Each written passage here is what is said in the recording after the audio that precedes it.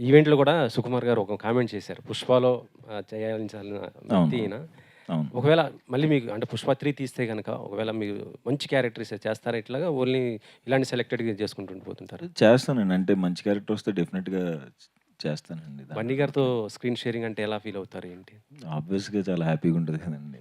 మంచి ప్రెజెన్స్ ఉన్న రోల్ ఇస్తే అంతకంటే ఏం కావాలి. బట్ ఆహ్, ఆశపడటంలో తప్పులేదు కాబట్టి వస్తే బావుండని కోరుకుంటున్నాను. వస్తే ఖచ్చితంగా చేస్తాను.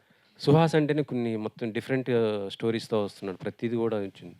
కానీ సెలెక్టెడ్‌గా ఇంతవరకైతే మీది మొత్తం కూడా సక్సెస్‌గే ఉన్నాయి. కాకపోతే లాస్ట్ వచ్చినటువంటి 'శ్రీరంగ నీతులు' కొంతమంది 'శ్రీరంగ నీతిలో' నేను కంప్లీట్ హీరో కాదు కదండీ.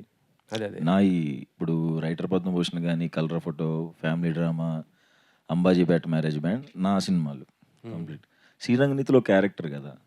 సో, అది నేను ఫుల్ లెంగ్త్‌గా ఉన్నదే నాకు కౌంట్‌లోకొస్తది.